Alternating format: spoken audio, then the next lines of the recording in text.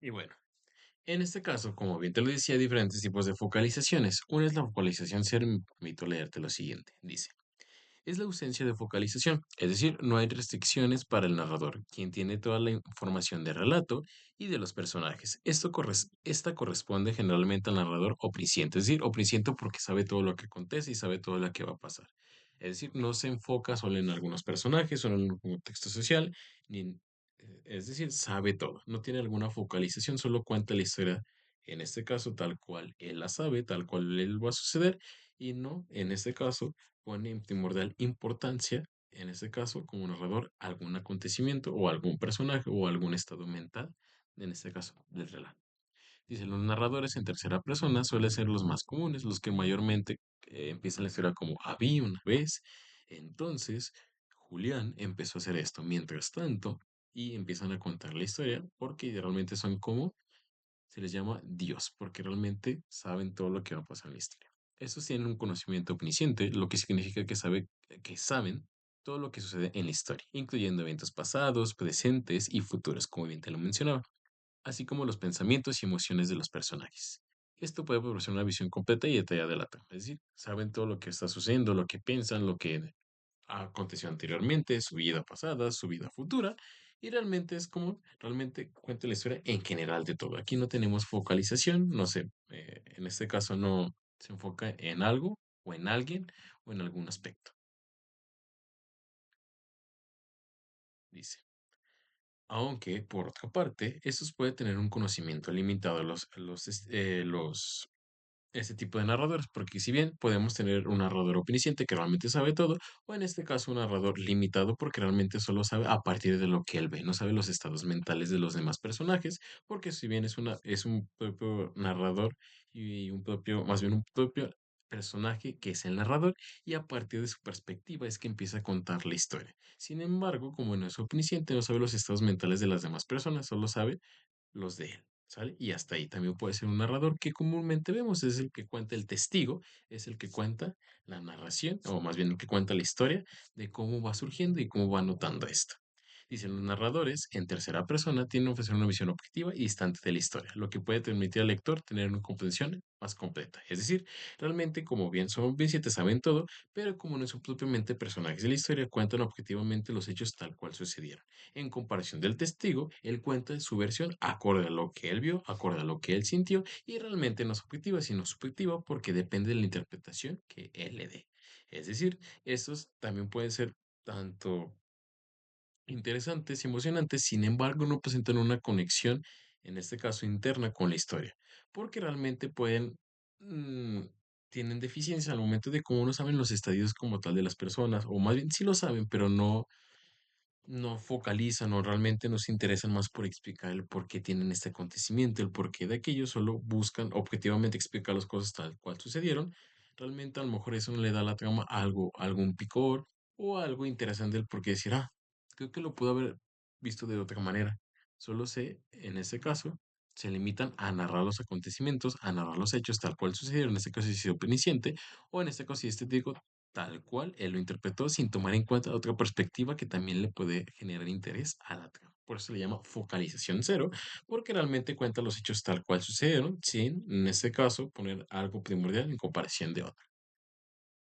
Y aquí tenemos ahora sí una focalización interna. ¿A qué se refiere a la focalización interna? Bueno, me permito leerte esto. Dice, la focalización interna, el narrador conoce los acontecimientos a partir de sus experiencias, participa activamente en la historia como personaje y se relata desde la óptica de un personaje en primera persona, el cual todo lo que conoce es desde su experiencia. Esta clase de focalización se corresponde con el narrador protagonista y el testigo. Estos pueden ser tanto personajes principales como secundarios. Su participación en la trama les permite ofrecer una visión íntima y personal de los eventos, ya que experimentan directamente lo que ocurre en relato. Es decir, una focalización interna es aquí cuando ya nos empiezan a contar la historia, pero a partir de ese tipo de narradores. Es decir, a partir de cómo ellos lo ven, a ver, a partir de cómo ellos lo notan, empiezan a contar la historia y se enfocan principalmente en algún personaje, que en este caso puede ser Steve, o puede ser en este caso algún personaje del cual nos empieza a contar la historia enfoca principalmente en él porque es el quien está narrando la historia y es a partir de él el que está relatando los acontecimientos y a partir del que entendemos la trama, el desarrollo y la conclusión o la solución de las problemáticas que se presentan en esta trama. Y en este caso, al estar dentro de la historia, lo que pasa es que el narrador puede transmitir sus propios puntos de vista, como bien te lo decía, emociones, formas de vida, lo que puede dar una capa adicional de subjetividad. Es decir, no solo explica, bueno, pasa esto, sino que también nos dice el por qué lo siente, por qué surgió esto, el por qué su vida la lleva de esta manera. Es decir, un diálogo interno consigo mismo en el cual el lector está dándose cuenta de su actuar y el porqué de su actuar. Dice, el lector experimenta los eventos a través de los ojos y experiencias del narrador. Es decir, empieza a contar su historia y se empieza a sentir, es como si realmente nosotros fuéramos el narrador, en este caso el personaje principal del cual nosotros estamos leyendo esa obra y nos estamos sintiendo tal cual él las está viviendo.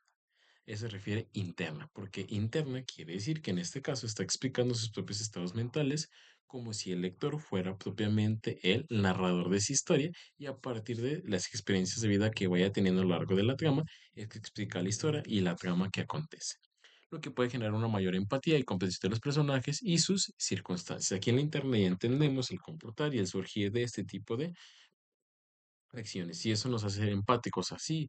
¿Qué te ha pasado? Ah, sí, yo hubiera actuado de esta manera. O no, yo no hubiera actuado de esta manera. O ni siquiera hubiera hecho esto. Y es cuando realmente puedes enojarte, pueden salir cierto tipo de emociones porque puedes decir, ah, yo también me he sentido así. A eso se refiere focalización interna. Otra se le llama focalización externa. ¿Aquí quiere decir eso? Dice, el narrador relata la historia desde fuera de ella, desde un punto de vista exterior. Es un narrador omnisciente, imparcial, puesto que cuenta solamente lo que ve sin tomar una postura determinada. En la novela Orgullo y Prejuicio de Jane Austen, el narrador toma una posición externa a los personajes y los acontecimientos que ocurren a lo largo de la historia, y describe tanto las interacciones sociales como los conflictos entre las familias Bennet y Brique, así como la llegada del apuesto pero orgulloso señor Darcy, manteniendo una distancia objetiva en la trama. Este punto de vista de focalización externa le provee al lector una visión detallada de la sociedad y las relaciones en Inglaterra del siglo XXI. Es decir, realmente no se enfoca principalmente en, como bien dice, internos los sentimientos o el acontecimiento de este tipo de personajes, sino que relata relaciones externas, es decir, cómo es que llegan a ser amigos, los acontecimientos que estaban sucediendo en ese momento en ese siglo XIX, la manera en cómo se llevan las relaciones interpersonales en esa época, en ese propiamente estado, en ese país, en el cual como bien lo decía, que es omnisciente, sabe imparcialmente y cuenta objetivamente los relatos siempre y cuando ahondando, o en este caso, dando a entender cómo en ese momento se llevaban las relaciones, el por qué se comportaban así, cómo se iban a conocer y sobre todo las normas y reglas sociales que en ese momento se tenían. A eso se refiere con externa, principalmente entender o sobre todo, más bien no entender, pero sí reflejar en este caso el contexto social en el cual se desenvuelve. La otra es la focalización fija, que nos dice, es el mismo narrador, nunca cambia a lo largo del relato. La novela Los de Abajo, de Mariano Suela, mantiene una perspectiva constante a lo largo de la historia y presenta una visión lineal de los acontecimientos de la Revolución Mexicana. Lineal quiere decir que no se regresa al pasado, sino que realmente sigue en el presente y realmente los aborda de esa manera. Dice, el narrador, que adopta un punto de vista objetivo y observador, cuenta los acontecimientos de las experiencias de los campesinos y soldados que participan en la revolución. Mediante esta focalización, el lector es testigo de los conflictos, las luchas y las injusticias que terminaron esta época tumultuosa de la historia. Esta perspectiva constante y directa contribuye para que el lector se adentre en la atmósfera revolucionaria y comprenda la realidad y lo que motivó a los... Es decir, realmente lo que pretende esta focalización fija es que, bien, cuente la historia a partir cómo aconteció. Y realmente solo se fija en eso, es decir, es como decir, graba en un cierto punto en lo que se va a enfocar y de ahí no va a hacer algo distinto. Si realmente va a explicar, en este caso, como bien lo dice, una perspectiva conceptual de la historia, adopta un punto de vista objetivo y observador en todos los acontecimientos. Si realmente va a contar como tal sucedió y sobre todo observador de todo lo que está aconteciendo en ese momento, eso va a ser fija. Realmente ese va a ser su punto de partida y ya no lo va a perder. Lo que intenta es que realmente un cierto hecho, en este caso, fijo que en este caso la revolución, se va a tratar de entender eso. ¿Qué fue la revolución? ¿Cuáles fueron sus consecuencias? En este cual si fueron sus inicios y las conclusiones que tiene ahí. Eso se refiere, fija, va como tal a tomar un elemento y a partir de ese elemento lo va a describir para que realmente se entienda a partir de una perspectiva. En comparación de la otra, la interna, esta puede variar porque realmente entendemos el acontecer de los demás personajes. En este caso, la externa, podemos entender sobre todo también los acontecimientos que están pasando alrededor, los múltiples que hay. Y fija quiere decir que si bien dentro de ese contexto pueden estar sucediendo otra serie de eventualidades, pero en lo que se va a fijar el lector son es en la Revolución Mexicana. Si bien a lo mejor puede hablar de algunos sentires de los personajes, pero en lo fijo, en lo que él se va a basar, en este caso focalización fija, va a ser en la descripción de la revolución, de este acontecimiento que va a ser lo primordial o la trama principal de su libro. Y realmente es un libro muy bueno que también te lo recomiendo sobre los aconteceres de la revolución, en este caso los inicios, y la manera en cómo se desenvolvió este movimiento, que es en este caso esta portada, los de abajo, que es de Mario Azuela.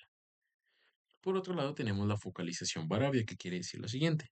Dice, puede haber uno o más narradores dentro. Un ejemplo de este tipo de focalización se encuentra en la novela de Carlos Fuentes, La muerte de Artemio Cruz, donde el protagonista narra desde diferentes narradores su vida pasada, presente y futura en la historia. El narrador cambia entre diferentes momentos en la vida del protagonista y entre varios puntos de vista, incluyendo los pensamientos, percepciones internas y externas de él mismo.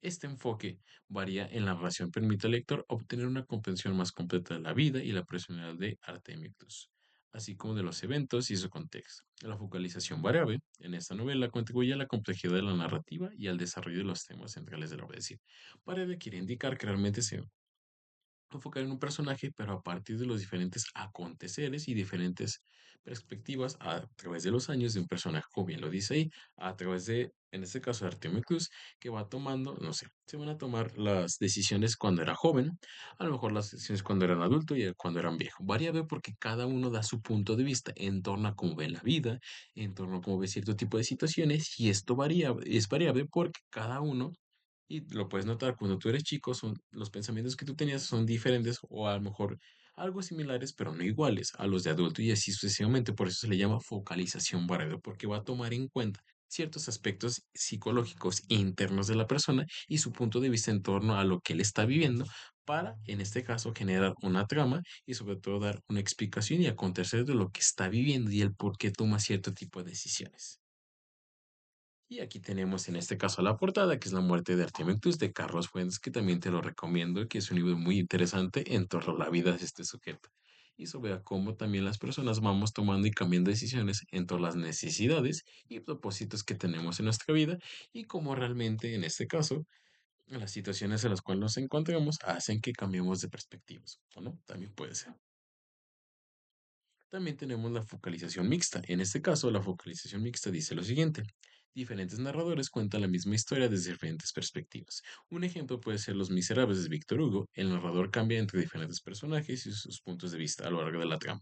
En una parte de la historia, el narrador puede enfocarse en las experiencias emocionales de James Valjean, el personaje principal. Después, en otro momento, el enfoque puede cambiarse hacia Fantine. Es decir, realmente la focalización mixta no tiene como tal algo fijo del cual detallar una historia, sino que se va en diferentes personajes y los cuales nos vamos enterando de sus propias historias de vida, el por qué piensan así, la situación en la cual están viviendo. A lo mejor te has tocado que en alguna historia o libro, en algún capítulo, se cuenta la historia de cierto personaje y su actuar o lo que está viviendo en ese momento. En otro capítulo también se cuenta el cómo se relaciona esa historia, pero a través de otro personaje. A eso se refiere mixta, que realmente va describiendo el acontecer, el sentir, el pensar de cada uno de los personajes o los personajes más importantes para entender la trama y el por qué a lo mejor se conjuntan o el por qué se conocen o cómo está viviendo cada uno en la vida acorde a esa historia que nos están contando. Por eso se refiere mixta. Y propiamente tenemos a Los Miserables de Víctor Hugo, que nos cuenta esa perspectiva de vida. Aquí tenemos una portada de Los Miserables de Víctor Hugo. ¿Y para qué la focalización? Bueno, tenemos varios elementos, como realmente lo había dicho, que es la importancia de cómo contar una historia o de cómo contar un chisme es como nos atrae que realmente la información quede recabada, ¿sale? Para eso es una de las maneras, pero aquí tenemos otra vez otras características que nos pueden decir el para qué de la focalización. La primera dice perspectivas y punto de vista. La focalización narrativa determina de qué perspectiva explica la historia y cómo se filtran los eventos, acciones y pensamientos. Analizar se puede considerar, es decir, al momento de cómo nos cuenta una historia podemos analizar cuál es la finalidad o realmente cómo vamos a entender las acciones. Es decir, al momento de que nosotros nos cuenten una historia, vamos a entenderla, me lo quiere contar para que realmente entienda o sea empático. O me lo quiere contar realmente para entender las diferentes perspectivas de vida o diferentes puntos de vista que hay dentro de esta temática y también comprenderlos. Es decir, a partir de eso nos va a generar una perspectiva de cómo tenemos que tomar la información y cómo tenemos en este caso que retomarla para entenderla. Y también a su vez también nos dice que la construcción de personajes y desarrollo de la trama, es decir, a través de ello entendemos cómo es que un personaje se va desarrollando para bien o para mal. Y entendemos su serie de decisiones y la manera de su condición dentro de la historia, que realmente no quiere, que quiere decir que los personajes o las actitudes de un personaje de otro van variando acorde a las situaciones de vida en las cuales se vaya encontrando. Eso depende si realmente el autor, el narrador, vaya tomando ese tipo de focalización para explicarnos el acontecer de cada cierto individuo. A su vez, esto va desarrollando una trama, es decir, la va generando interesante, la va generando, en este caso, intrigante, el por qué van sucediendo cierto tipo de elementos o cuando surge esto, surge otro tipo de problema mucho más grave del primero y así sucesivamente generando un interés genuino en la historia. Por otra parte, también tenemos la interpretación de temas y mensajes. Aquí dice, la manera en que se cuenta una historia puede dejar de ver temas subyacentes y mensajes sustanciales. Es decir, no sé, cuando se cuenta una historia en un libro, a lo mejor deja el mensaje de cómo el machismo realmente es una opción no viable para que se siga haciendo en México. O en este caso, como bien dice de la revolución, cómo realmente la revolución se ve como un acto heroico, muy chido, pero cada vez deja muchas consecuencias y que realmente a lo mejor fue un movimiento en el cual no se tenía un plan seguro. Es decir, realmente lo que quiere decir a través de esta focalización es que se valore, que se evalúe cierto tipo de hechos o personajes o actitudes que tienen ellos o características sociales que se ven en ese momento que hoy en día se siguen viviendo y que realmente tenemos que cambiar.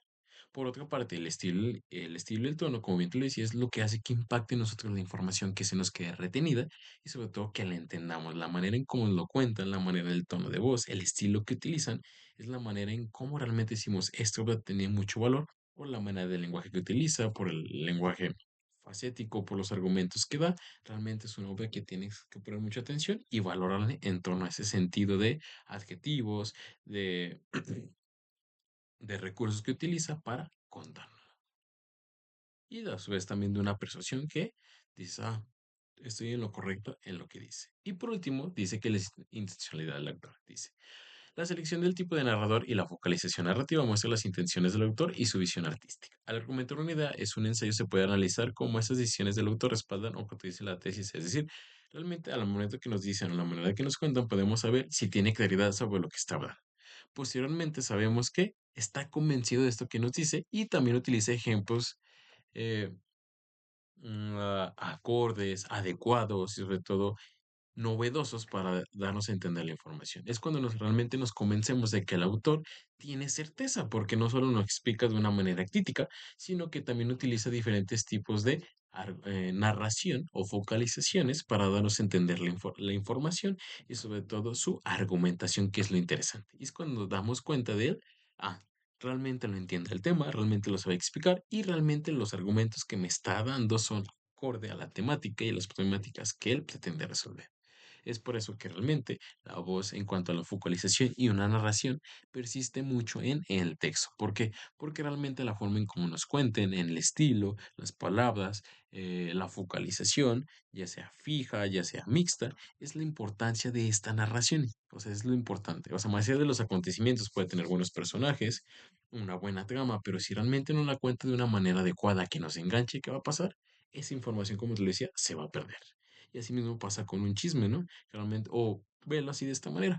Cuando te gusta un chavo o una chava, vas y platicas con ella, o bueno, más bien, te gusta la chava, está muy guapa, está todo, bueno, es acorde a lo que tú quieres físicamente, eh, psicológicamente, y una vez que estás hablando con ella te das cuenta que no, la conversación no fluye, o a lo mejor te aburres. ¿Por qué? Porque hay algo que realmente no te atrae, es decir, la manera en cómo cuenta las cosas, la manera en cómo las dice, y eso hace mucho que pensar, así mismo como en torno a nuestros ensayos y en torno a nuestras, en este caso, literatura, que es importante, que no muchos autores lo tienen y que realmente te aburre, porque realmente esta trama o esta manera de acontecer, contar sus sucesos, no atraen, no son interesantes. ¿Vale? Bueno. Espero que haya quedado entendido esto y sobre todo te haya gustado este tema y sobre todo entienda la relación entre la focalización narrativa y lo que es el ensayo. Y bueno, si tienes alguna duda, recuerda déjame tus comentarios para contestarlos. Si no, pues bueno, será todo de mi parte. Yo me despido. Hasta luego.